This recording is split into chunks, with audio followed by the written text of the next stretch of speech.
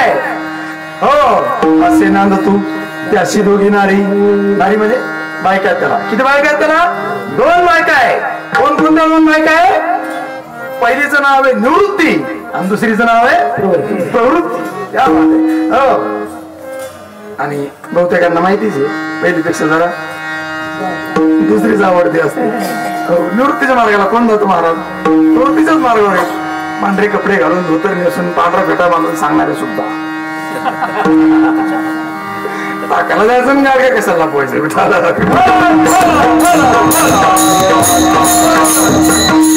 त्याला 2 बायका आहेत प्रवृत्ती आणि निवृत्ती. असे नांदते अशी दोघी नारी. पुत्र पौत्र संपन्न भाई सगळं व्यवस्थित आहे. पण तो बहुतेक भल्या भल्यांना साथ देत नाही. पण आमचं भाग्य चांगलं आहे संतांच्या कृपेमुळे. काय त्याने कृपा केली आम्हावरी का म्हणून या देशा. त्याने कृपा केली म्हणून हे साध्य झालं. मनाने कृपा केली म्हणून बरोबर का? नाही तर मन फार धावतंय. पण मनाने जर कृपा केली ना दुसरीवर प्रेम कमी होऊन पुन्हा पहिलीवर जडते. म्हणजे प्रवृत्तीचं काम कमी होतंय आणि निवृत्तीवर जडतंय. काय प्रमाणे? प्रवृत्ती ग्रासून काहीशे निवृत्ती सिंहाले. मन हे राम झाले मन हे राम झाले मन हे राम झाले मन हे राम झाले. हो मनाची कृपा झाली असतो. मनाचं काय होतं वर्णन थोडे. मन असं चंचल आहे. हो मन असं चंचल आहे. हो कीर्तनात बसलेल्या लोकांचं मन सुद्धा कीर्तनात असेल याची गॅरंटी नाही. महाराजांची गॅरंटी.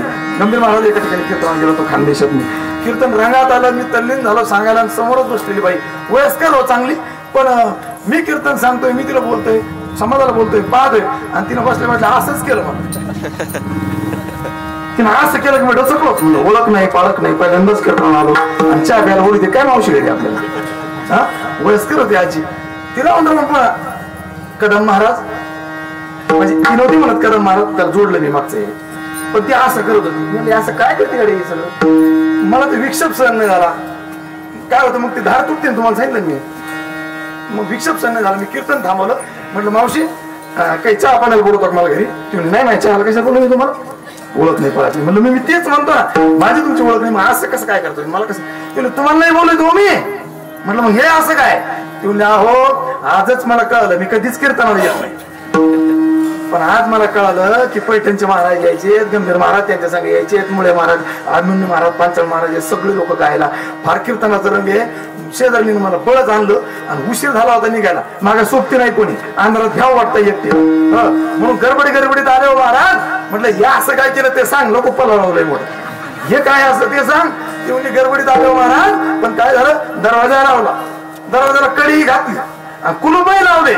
म्हटलं या असं काय करते ते सांग रे. ते काय लांब लचक लावले तुम्ही महाराज. पण त्या कुलपाला झटका नाही दिला हो. ते झटका देते तुम्ही. असं मन विचित्र आहे. म्हणजे तन कीर्तना आणि मन कुलपा. विठ्ठल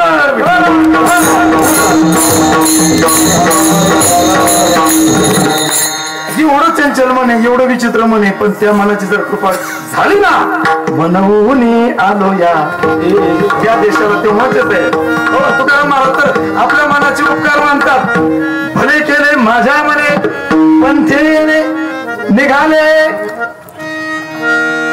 माझ्या मनाने चांगलं केलं या मार्गाला निघालं. मनाची कृपा पहिली कृपा बरं का. तुकाराम महाराज म्हणतात माझ्यावर मनाची कृपा आहे. दुसरी कृपा तुकाराम महाराज म्हणते तसं तर देवानेच कृपा करून घेतली पण ती जन हाती लोकांकडून. जनाने पण माझ्यावर कृपा केली. जन म्हणजे कोण? सगळेच जन त्याच्यात. आता कोणते? बंधू सोयरे काय अभंग आहे. उठा जागे भारी आता स्मरण करा पंढरीनाथा भावेचे ठेवा माता दारा पुत्र जन बंधू सोयरे आणि पिशून. पिशून म्हणजे मी तुमचा भाऊ नाही शत्रू. या सगळ्यांनी आमच्यावर कृपा केली. तुकाराम महाराज शत्रू कसं काय कृपा करतील. जन कसं काय कृपा घरचे कसं काय. आता तुकोबरायांच्या चरित्राकडे आपण. तुकोबरायांच्या जीवनामध्ये जशी मनाने कृपा केली तशी जनाने सुद्धा कृपा केली. महाराज जनाने काय कृपा केली. मंबाजी बुवाने काट्याच्या काठीनं मारलं. तुकाराम महाराज म्हणतो तू आणि कृपाच केली आमच्यावर बरं का. कृपाच केली. गावच्या पाटलाने गावाच्या बाहेर निघण्याचा आदेश दिला. तडीपार आजच्या भाषेत ही गोष्ट चांगली आहे गाव तडीपार होणं चांगली आहे का? तुकाराम महाराज म्हणतात कृपाच झाली आमच्यावर बरं का. हो, तुकोबरायांनी एवढ्या कष्टाने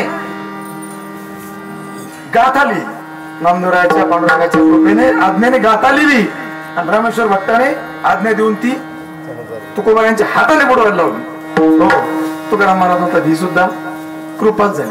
हो, तुकोबरायांची बायको म्हणजे पत्नी जिजाबाई आवली एवढ्या शांत स्वभावाचे होते महाराज. देऊच्या लोकांच्या ओळखीचे आहे काय? अहो, तुकोबरायांच्या पत्नीला स्वतः तुकोबरायांनी पद्मश्री भारतरत्न असा नाही अवॉर्ड दिला. कोणता दिला? कर्कशा. तुकाराम महाराज म्हणतात पत्नी कशी आमची? कर्कशा.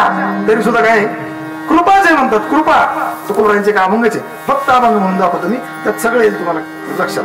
कारण काय होतं सगळं सांगायला वेळ नाही. तुकोबराय म्हणतात दिवाळा निघाल उद्ध्वस्त झालं सगळं जीवन. 21व्या वर्षापर्यंत बरं होतं, तिथून जास्त बिघडलं. तुकाराम महाराज म्हणतात ते सुद्धा सगळं बरे झाले देवा निघाले दिवाळे बरे या दुष्काळे पीडा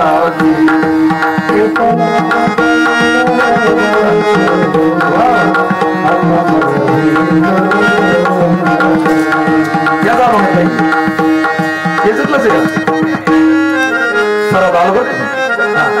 आता हे आहे का मी या भागातलं सांगतो. बरे झाले देवा निघाले दिवाळे बरे दुष्काळे पीडा अनुतापे तुझे राहिले चिंतन झाला अवमान संसार. बरे झाले देवा बाईल कर्कशा बरी दुर्दशा जनामरी. बरे झाले जगी पावल अपमान बरे निर्धन भूले भूरी. बरे झाले तुझ बरं म्हणतात बरे झाले व्रत केले एकादशी उपाशी राहायला भेटलं तर एकादशी झाली. याला सगळं बरंच झालं म्हणजे कृपाच मानली. कृपाच मानली तुकोबरायांनी. कर्कशा बाईल भेटली तुकाराम महाराजांनी कृपा का नाही मानावं? कृपा मानली. तुकाराम महाराजांची पत्नी एवढी कठीण होती महाराज जिजाबाई. तुकोबरायांना तर घाम फोडीतच होती, देवाला सुद्धा घाम फोडायची ताकद होती. विठ्ठलाला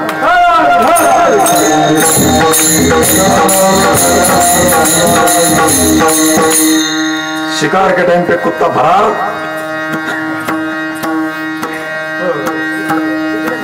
तुकोबरायांच्या पत्नीचं एक छोटस चरित्र सांगतो महाराज. तुकोबरायांच्या पत्नीचा काय अधिकार होता? कर्कशा वगैरे तुकाराम महाराजांचं बोलणं आहे, पण अधिकार सांगतो तुकाराम महाराजांच्या पत्नीचा. तुकोबरायांच्या पत्नीला स्वतः परमात्मा घाबरत होते, स्वतः देव. एक वेळचा प्रसंग असा आहे, तुकोबरायांची गरिबी होती आपल्याला माहिती आहे, म्हणजे गरिबी आली होती ती उत्तरार्धामध्ये. तुकोबराय धनाढ्य होते बरं का. तुकोबराय धनाढ्य होती. चरित्र पाहायला वेळ मला सांगून जाईन तुम्हाला. आता सांगतो फक्त ओघाने. तुकोबरायांची 2 लग्न झाली. पहिलं लग्न वयाच्या 13व्या वर्षी 14व्या वर्षी आणि पुढचं दुसरं लग्न 16व्या वर्षी. त्याचं कारण असं आहे, पहिल्या पत्नीला रखमाबाईला दमा होता, आजार होता, म्हणून दुसरी पत्नी केली. तर दुसरी पत्नी ह्या जिजाबाई. तर जिजाबाई कोण होत्या महाराज? पुण्याच्या सावकाराची लेक होती. हो, आप्पाजी गुळवे पुण्याचे सावकार त्या काही. आणि सावकार पोरी दुबळ्याच्या घरात देत असतात का? सावकार पोरगी कोणाच्या घरात देत असतो? आजकाल आपण पोरगी द्यायची म्हटली तर आपल्यापेक्षा गरीब माणूस पाहतो का श्रीमंत?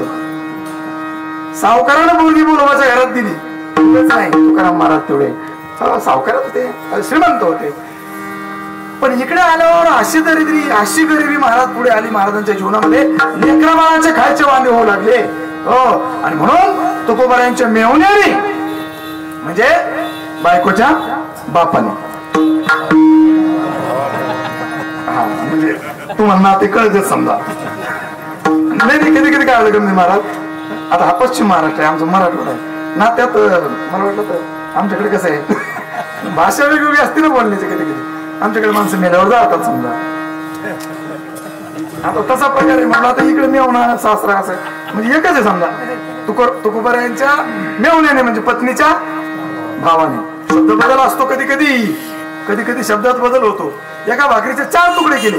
एका तुकड्याला तुमच्याकडे काय म्हणतात? चतकुर. अजून काय म्हणतात? त्याच काय समजली? चतकुराचं विचारतो ना, कोरभर चतकुर म्हणतात किंवा कोरभर म्हणतात. अजून काय म्हणतात? चोखंड, हा आमचा शब्द काढा येईल बाहेर. किंवा पाव म्हणतात, पाव म्हणजे वडापाव नाही, कोण खोर तिकीट नाही डोकं चालत हो. म्हणजे एका भाकरी 4 तुकडे गेले की कोणी कोरभर चतकोर असं काहीतरी म्हणतात. आमच्याकडे चोखंड म्हणतात. गंभीर माणसाने सांगितलं तसं. एकदा पुण्याचे मित्र आमच्याकडे आले होते जेवायला घरी. जेवायला बसलो, पत्नीने चांगला स्वयंपाक केला होता. म्हणलं महाराज पोटभर जेवा बरं का, त्यांनी काही काळजी नाही. मी घरच्याला सांगितलं चांगला स्वयंपाक करा. तिकडे गेलो तरी श्रीखंड गुलाबजाम खूप सुंदर व्यवस्था असते, तुम्ही काही मागापुढे पाहू नका, नाही तर पुढच्या वेळेला आमची पंचायत होईल पुन्हा. घरी स्वयंपाक सुंदर झाला होता, जेवण पोटभर झाली. पण आमच्या आवडीचं असं आहे, कालची बाजरीची शिळी भाकर आणि पुन्हा तेल टाकून हिरव्या मिरचीचा ठेचा, खरडा, हिरवी चटणी हे जरा आवडीची असते. म्हणून ते घरच्याने टोपल्यात शिळ्या भाकरी आणले वाढायला. जेवण पूर्ण झाल्यावर टोपल्यात शिळी भाकर चतकुरण ती वरच अशी, ते जेवणाऱ्या खाली टोपलं वर त्याला काय दिसते. ती म्हटली महाराज देऊ का चोखंड. आता चोखंड शब्द त्यांनी कधीच ऐकला नव्हता. देऊ का चोखंड म्हणलं. ती म्हणलं चोखंड काय बाबा चोखंड. मी म्हणलं तर वेळ वाया झाला. मी म्हणलं तुम्हाला घ्यायचं घ्या, चोखंड नाही मग मला घ्यायला. त्यांनी विचार केला कदम महाराज चाबरा माणूस, हे रिकाम्या गोष्टी खाणार नाही. ज्या हे खाणार आहे त्या ती चोखंड वस्तू चांगली असली पाहिजे. अन्नाला आणला त्यांनी म्हणलं तर मला द्या चोखंड. ती म्हणलं असं काय, आधी मला दे चोखंड. आमच्या घरच्यांनी त्यांना चोखंड भाकर ठेवली ती शिळी रात्रीची. हे भाकरी कशा ठेवलो. मी म्हणून यालाच म्हणतात ना चोखंड, तुम्ही कस काय घेतली. ते म्हणले मला वाटलं पुण्याचा श्रीखंड चितळ्यांचा, मुंबईचा आम्रखंड वारणेचा, तसं तुमचा पैठणचा चोखंड असेल हा काही. शब्दात भेद झाला, शब्दात बदल झाला. म्हणून विचारलं. नाते आपले सारखे जातात सगळे. मेवणे तुकोबरायांची सासऱ्याने म्हणा, मेवण्याने म्हणा, तुकोबरायांना काय दिली. म्हैस. लेकरा बाळाची आवड होती ती दुधाची. म्हैस दिली.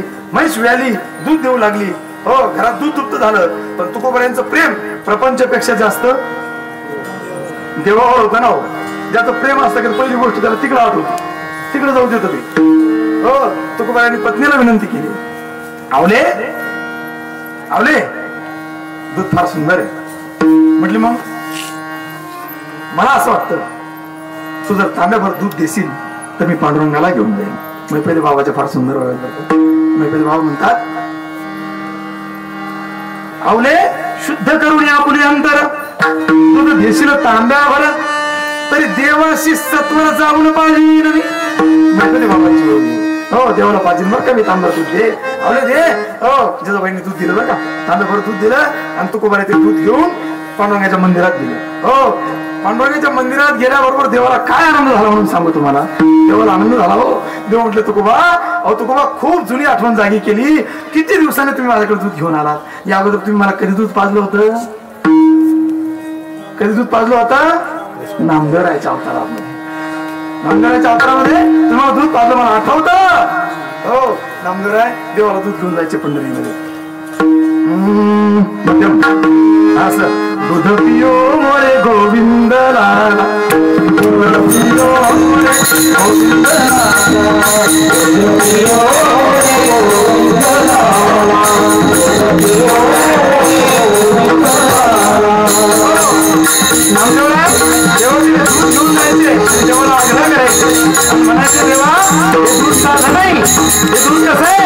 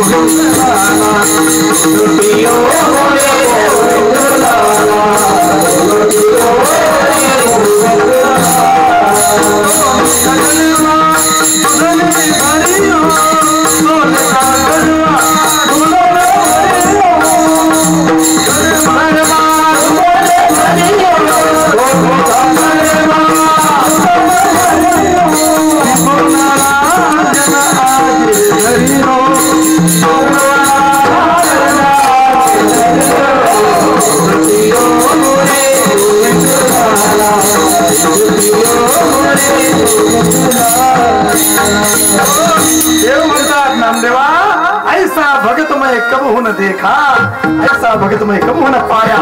नामदेवने देव हसाया नामदेवाने दूध पाजलं आणि आज तुकोबऱ्याच्या अवतारात देवाकडे दूध घेऊन आले. देवाची जुनी आठवण जागी झाली. देवाने तांब्या तुकोबऱ्याने तांब्या देवाच्या ओठाला लावला. गटगटा दूध पिले हो देव. गटगटा दूध पिले. थोडासा प्रसाद राहिला तर तुकोबऱ्यांनी पिलं. सोबत चिमुकली भागीरथी बाई आली होती, तिलाही दिलं. दररोजच चालला हा कार्यक्रम. दररोज दुधाचा कार्यक्रम चालला. आता बायांना परमार्थ आवडत असतो, पण कसा निवदा पुरता. लोक देवाला नैवेद्य का दाखवतात माहितीये का महाराज? का दाखवत असतील बरं? प्रेमाने दाखवतात. अरे खात नाही म्हणून दाखवतोय. विठ्ठल खायला लागलो रे एकच दिवस, पुन्हा नाही. पुढचं घर पहा म्हणतात मधुकरी पुढच्या घरी. खात नाही म्हणून ते नैवेद्य होतं देवाला आपलंही लागतं. हो दररोज तांब्याभर दूध चाललं. जिजाबाईला वाईट वाटलं. जिजाबाईने काय केलं म्हणजे यांना विचारवतं हे देवाचंच नाव सांगतात. मग जिजाबाईने काय केलं, लहान लहान पोरं खरे बोलतात. हे लहान लहान लेकरं असतात ना, हे महिला मंडळाचे CCTV कॅमेरेच येते. त्यांना पुढे काही वास ठेवायचे असेल ते पोरग पडतात मागून. भागीरथी अगं तुझा बाबा दूध घेऊन पुढे जातो, देवाला देतो, बाबा पितात, मला देतात. एक दिवस जिजाबाई म्हटलं महाराज आज देवाला दूध घेऊन मी जाणार. काळा मुर्दा सगळं दूध आमचं पितो काही त्याला पाहते जरा एकदम. पाषाणाची मूर्ती करून दूध पित असते का? जिजाबाईने एवढं दूध तापवलं महाराज, एवढं दूध तापवलं. इकडं दूध तापत होतं तिकडं आधीच घाम फोडला होता देवा. हा मुद्दा आहे आपला. तुकाराम महाराजांच्या पत्नी जिजाबाई कर्कश होते ना, ते अशा होत्या सात्विक. कर्कश म्हणजे भांडकुदळ म्हणजे अशी शांताबाई सारखी नाही. आपल्या गावागाव शांताबाई असतात ना, नाव शांताबाई. भांडायला लागली तर कुत्र्याची आईच बो. एवढी भांडती काही निमित्त करते भांडायला. आमच्या गावात एक शांताबाई आहे, गावाचं नाव नाही सांगत नाही तर पुन्हा पत्ता शोधून ते. आमच्या गावात एक शांताबाई, तिला भांडल्याशिवाय भाकरच जात नाही, करमतच नाही तिला. तुम्ही म्हणा काहीच निमित्त नाही झालं तर काय काय निमित्त करते सांगू तुम्हाला. भांडायला गेले ना, एक दिवशी मावशीकडे गेली भांडायला. यांनी ठरवलं होतं भांडायला आली ना काही मान्य करायचं पण भांडायचं नाही. गेल्या गेल्याच म्हणले ठकूबाई विस्तव द्या की माय. विस्तव म्हणजे कसाला चूल पेटवायला लागतो विस्तव. म्हणजे मग काळ्याची पेटी घेऊन ना, नाही नाही विस्तवच पाहिजे. आता भांडायचंच ना, नाही विस्तवच पाहिजे म्हणे. ती बरं विस्तव देते, कुणा नाही दिलं म्हणून भांडायला नको. बरं विस्तव देते. ती माझी चूल पेटलेली, आहार पडलेला आहे, निखारे भरपूर आहेत. तिने आपलं उलथन म्हणतात ना त्याला, तवा उलथन असं काही घातलं चुलीत अंधारा. कशात नेता जा माझा तवाच घेऊन जा. नाही तर कशात नेता तिने लगेच पदर पुढे केला आणि टाक माझ्या पदरात. तुला विस्तव आणि पदरात तुला टाक ना, तुला जळण ना. जळण म्हटलं की तिला निमित्त झालं. जळून दे मा तारा पण घेतलं काय नवलं मला आणि नवऱ्याने घेतलं आणि जळून दे लावली स्वतः नवी पडून दे लावली काढी त्याला. झाले सुरू भांडायला. हिला ही वारी कर कशा. तुकाराम महाराजांची पत्नी अशी नाही. तुकाराम महाराजांच्या पत्नीने देवाला घाम फोडला. चुलीवर दूध तापलं, उकळलं, लाल बुंद झालं आणि तांब्या असं घट्ट का याने धरला कापड्याने. आणि जिजाबाई तुकाराम महाराजाकडे आपल्या देवाकडे निघाले, पांडुरंगाकडे. देव लागलं तापायला लागले. आणि पंढरपूरला रुक्मिणी लांब आहे आणि देऊ मध्ये रुक्मिणी जवळ आहे ना. देवाने असं तिरप्या नजरेने पाहिलं रुक्मिणीकडे. हो आणि म्हटले रुक्मिणी तांब्यात लय दूध उकळत आलं, कसं करू आता. रुक्मिणी आई साहेब भडकले मला. आई साहेब म्हणलं दररोज घोटीव गार माल येतो तेव्हा आमची आठवण येत. आता उकळत आल्यावर आमचं का, आता तुमची तुम्ही काशी करा. म्हणजे तुमच्यापर्यंत तुम्ही ऐकता आम्हाला सांगू नका. दूध जसं जवळ जवळ आलं महाराज आणि जिजाबाईने धरलं देऊ की उष्ण तांब्या लाविला ओठी. उष्ण तांब्या लाविता ओठी तेनेची पोळला जगजेठी. मान वाकुडी करिता दिठी आवली झाली विस्मित. हो नको म्हणायला मान वाकडी केली देवाने. ऐकता ना तुम्ही तांब्याच्या उष्णतेला दुधाच्या उष्णतेला नको नको म्हणताना देवानं मान वाकडी केली. ती अद्याप वाकडीची महाराज त्या दुधाने झाली. तुमच्याकडे कोणी चोळणार.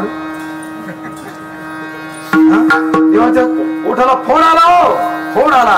पुढे देवाने तुकोबाऱ्यांच्या स्वप्नातून त्यांना दृष्टांत दिला. महाराज आले, नाथाचे अभंग गायले, स्तुती स्तोत्रे गाता पाही. तेनेची फोड जिरला लवलाही परी मान वाकडी अद्यापही पाहती सर्व श्रुते.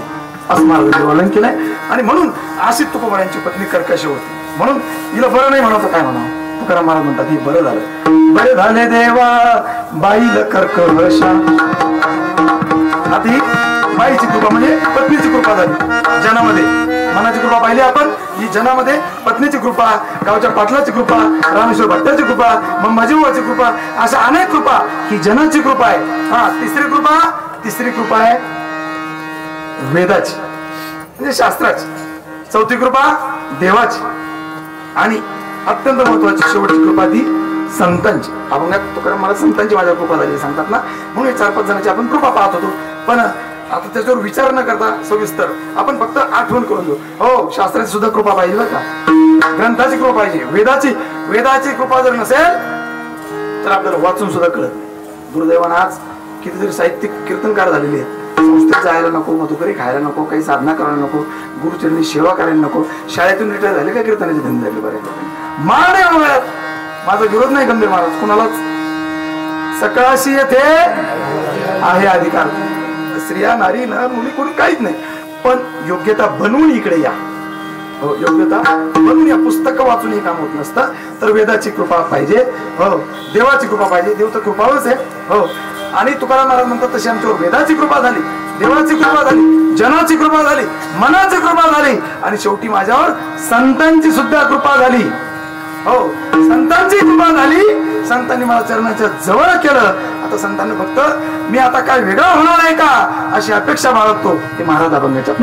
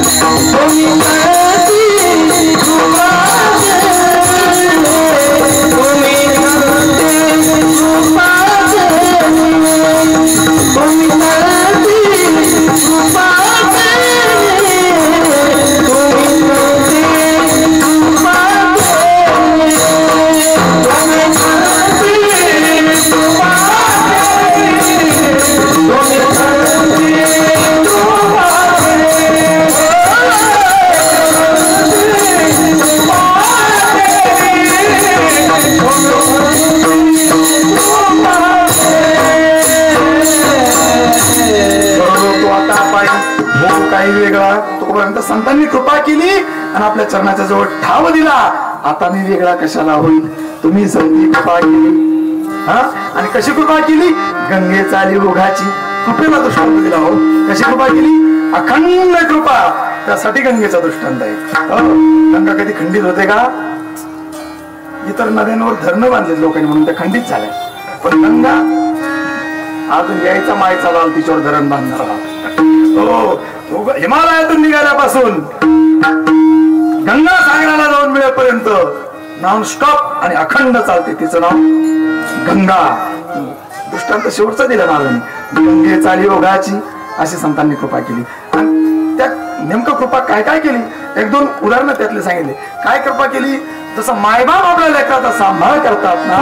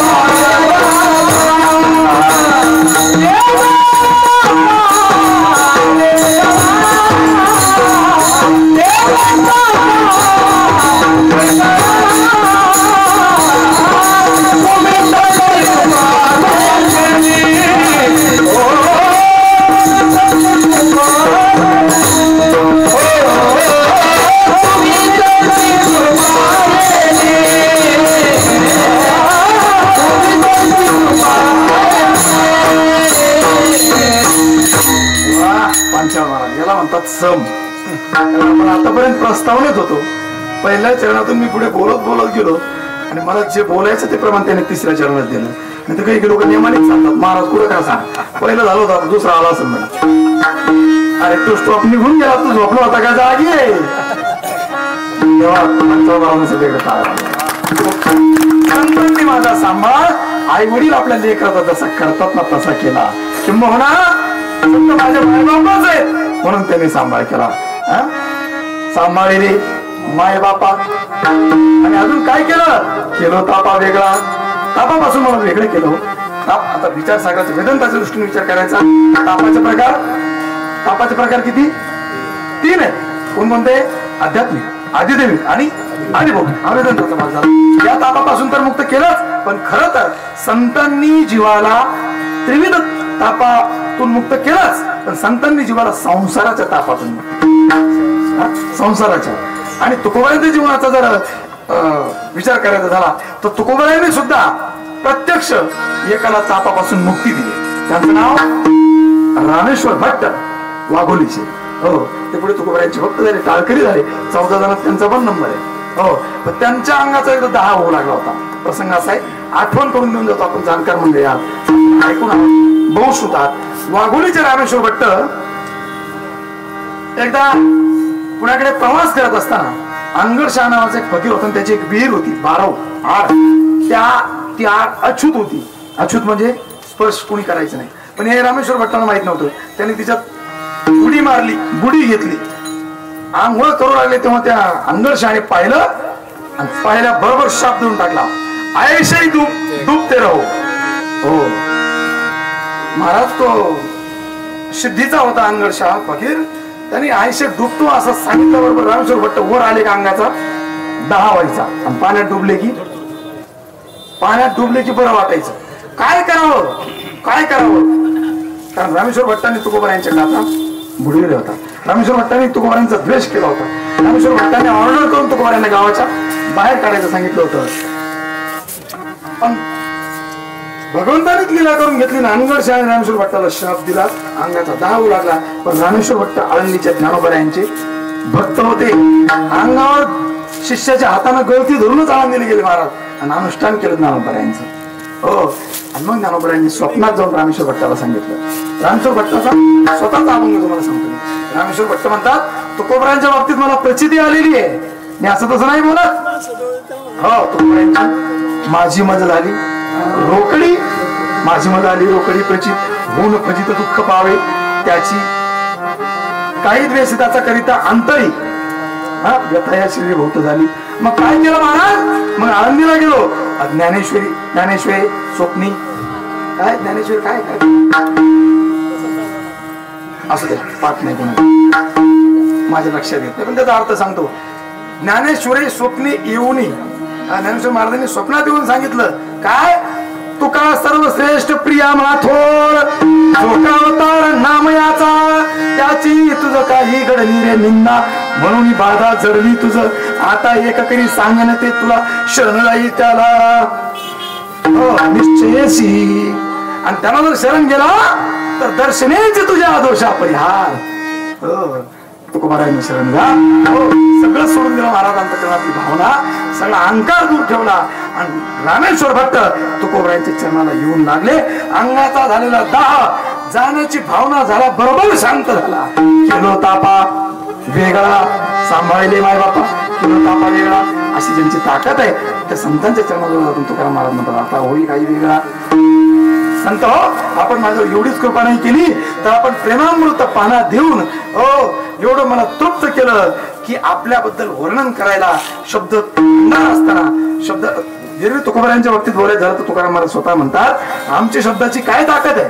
आम्हा घरी धर शब्दांची रत्ने शब्दाचीच शस्त्रे यत्ने करू. तुकाराम म्हणे पहा शब्दाचे हा देव. पण अशी तुकोबारा सुद्धा आज निशब्द झाले.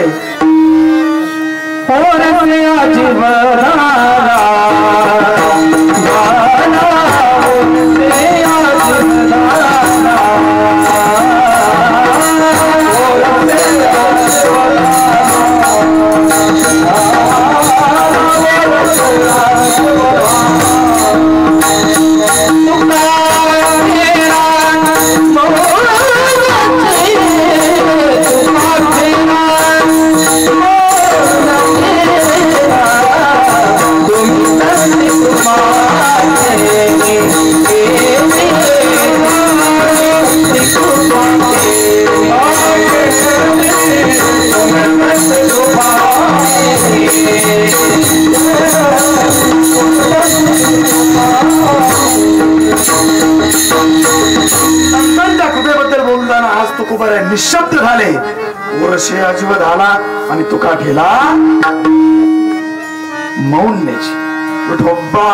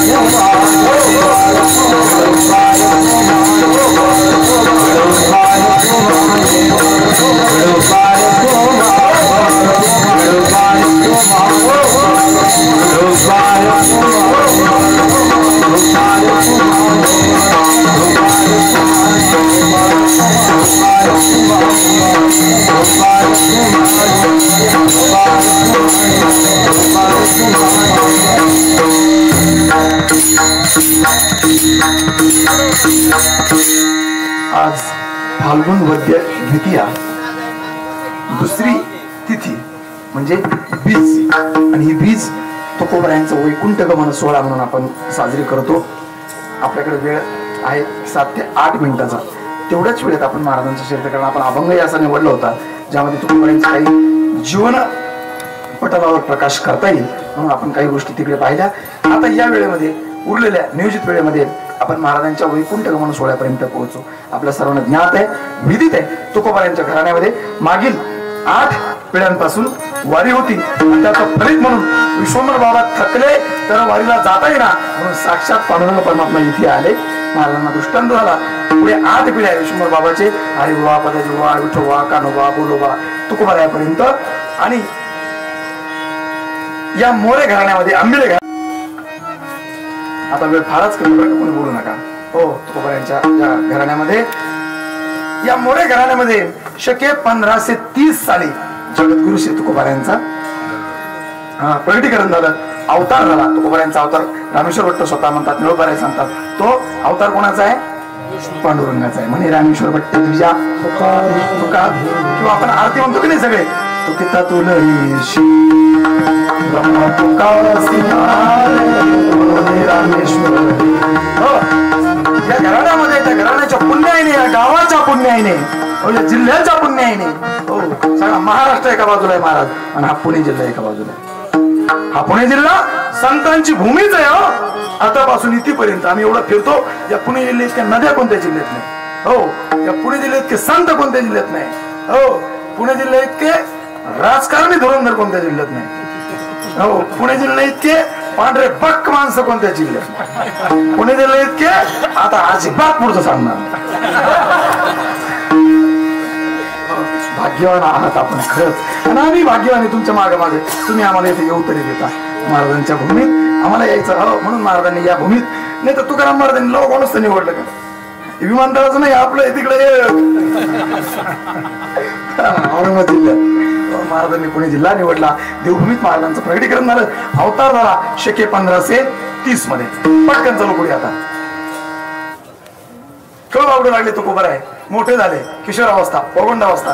13व्या वर्षात तुकोबारायांचे वडील बोलोबा वृद्ध झाले आणि म्हणून मुलाला आताच थोडी व्यवहाराची जाण यावी म्हणून वयाच्या 13व्या वर्षी तुकोबारायांच्या खांद्यावर प्रपंचाचा बोजा पडला. महाराज तुकोबारांनाच का, अजून 2 भाऊ होते, मग त्यांना का नाही? त्याचं कारण असं, तुकोबारायांचे ज्येष्ठ बंधू सावजी महाराज विरक्त होते. त्यांचं प्रपंचात काही आता घराण्याच विरक्तचा होता महाराज. तुकोबाराय संत हे त्याचं वैशिष्ट्य नाही. तुकोबारायांचे ज्येष्ठ बंधू अजून विरक्त होते, सावजी महाराज. आणि छोटे कान्होबाराय लहान होते म्हणून तुकोबारायांवर 13व्या वर्षी प्रपंचाची जबाबदारी पडली. 14व्या वर्षी पहिलं लग्न झालं, नंतर कळालं पत्नी आजारी आहे. 16व्या वर्षी दुसरंही झालं. मी सांगितल्याप्रमाणे आप्पाजी उळवांची कन्या जिजाबाई. प्रपंच नेटका सुरू झाला, दुकानदारी करत होते महाराज, सावकारकी पाहत होते महाराज. पण परमार्थात यायचं होतं म्हणून पूर्वार्धातच थोडी खटपट सुरू झाली. हो, वृद्ध असणारे बोलोबा बाप मिला न करता हो बोलोबा निवर्तले. पुढे आई वारली. हो, त्यानंतर वडील भाऊजाई वारली आणि विरक्तच होते बंधू, ते निघून गेले. कान्होबाराय छोटे होते, महाराजांची जबाबदारी वाढू लागली आणि परिस्थिती बिकट होऊ लागली.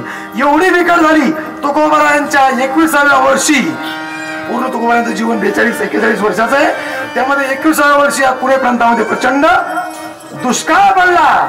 हो, आणि आता तो पुन्हा लयालाच गेला महाराज. रखमाबाई पहिली पत्नी याच वेळेत वारली. अन्न करता तुकोबारायांचा पोरगा त्या वेळेत वारला. कोणता? पहिल्या पत्नीचं नाव संताजी. पुढे जिजाबाईला 6 मुलं होते, 3 मुलं 3 मुली होत्या.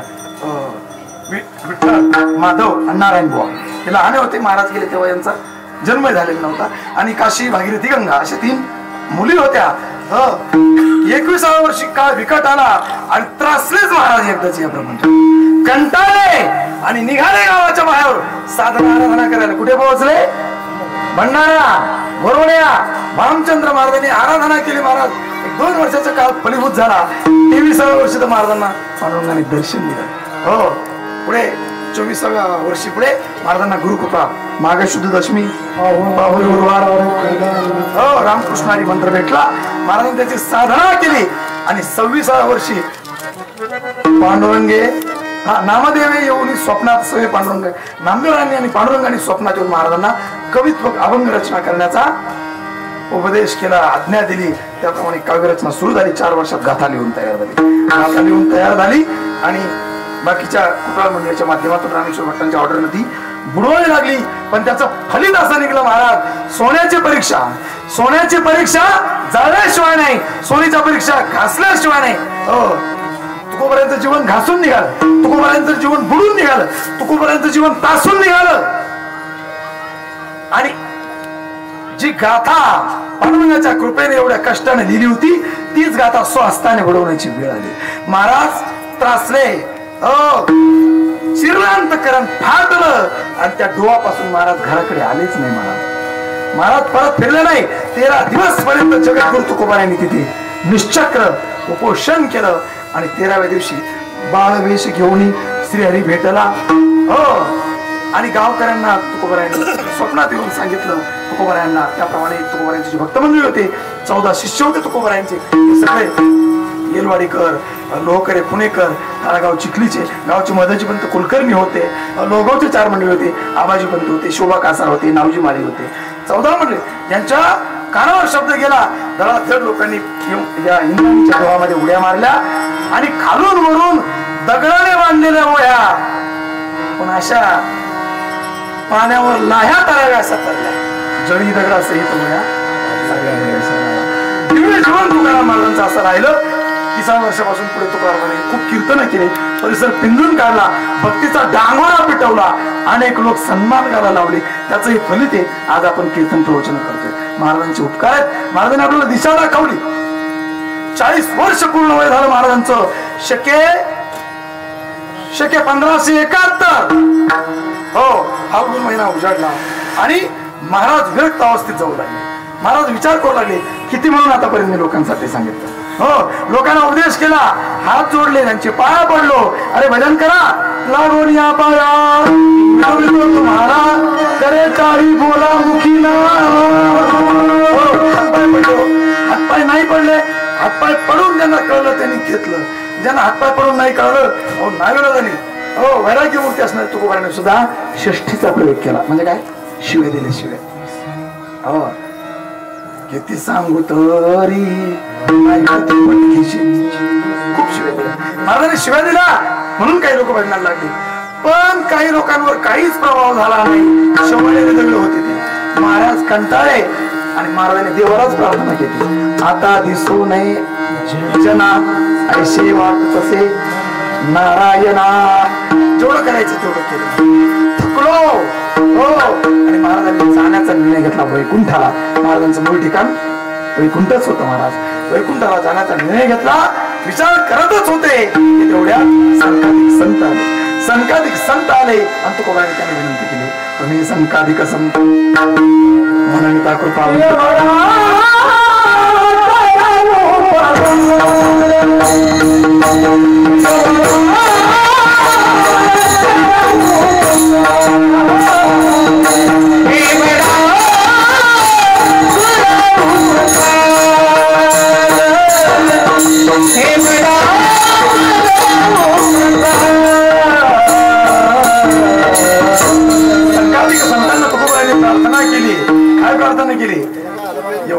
उपकार. पाणी वगैरे द्या, पाणी वगैरे. बाकीचे बोलू नका म्हणून काहीच नाही. कोणाने चक्कर वगैरे असं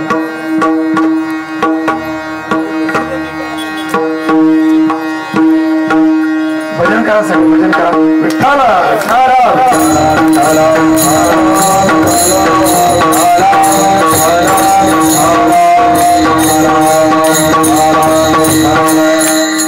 फुल मिळाले का सगळ्यांना? फुल मिळाले.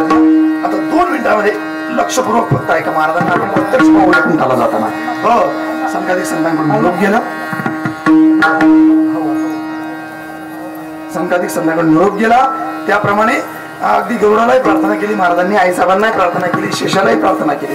आपण सगळ्यांचा पाठ आहे. आणि स्वतः भगवान आले हो तुकोबारांनी घेण्यासाठी. पहिला आले हरी, शंख चक्र विनाच्या पलीकडून आले. सर्वांनी अगदी तुकोबारांनी पांडुरंगाला नमस्कार केला, पाहुणचार केला. देव कधी आले माहिती आहे? देऊमध्ये देव दशमीलाच आले होते. दशमीलाच आले होते. आल्याबरोबर देवाला भूक लागली. तुम्हाला माहिती आहे गेल्याबरोबर खायला मागतो. हो तुकोबाराने खायला मागितलं. तुकाराम महाराज म्हणतात पाहुणे घराशी आजी आली काय करू उपचार. मोडकी बसायला मोडकी बाज करून फाटकी गोदरी अशी टाकली दरदरी तर पाण्या माझी रांधी गेल्या कण्या. दशमीच्या दिवशी देवाला असं जेवू घातलं. हो तुकोबाराने स्वतः दशमीला कीर्तन केलं बरं का. देवाचा मुक्काम या भूमीमध्ये 6 दिवस होता. हो साक्षात पांडुरंगाचा मुक्काम. दशमीला आले, एकादशीला महाराजांचं कीर्तन ऐकलं. दशमीला महाराजांचं कीर्तन ऐकलं. एकादशीला महाराजांनी जागर केला उभं राहून. हो देवाने ऐकला. द्वादशीला पारणं सोडलं. आणि 3 दिवस झाले. देव म्हणतात तुकोबारा चलाव आता.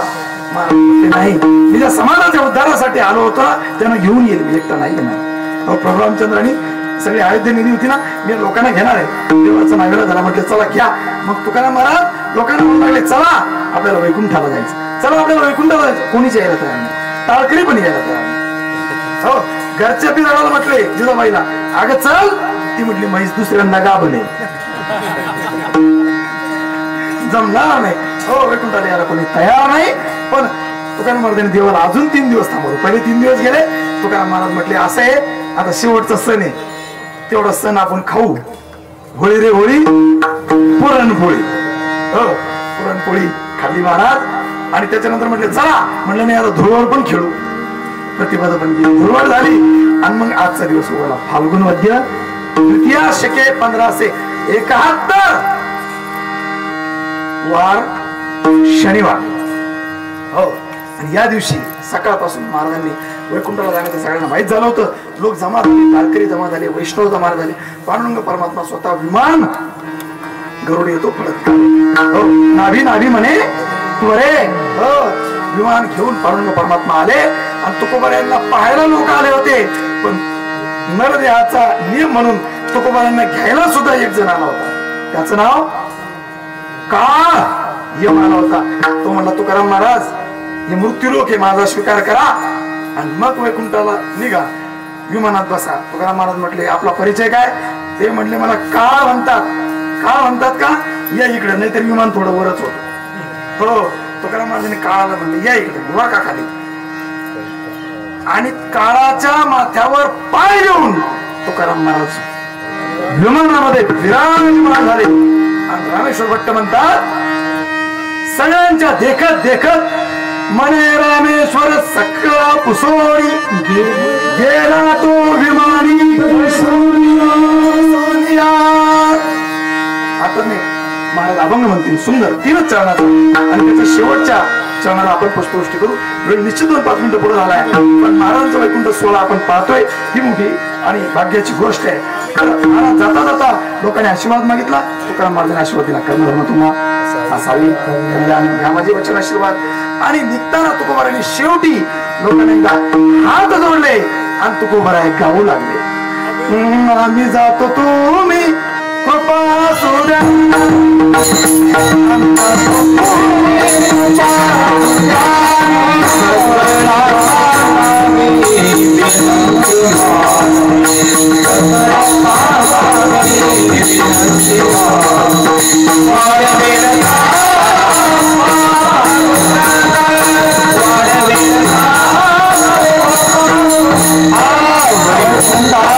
Hare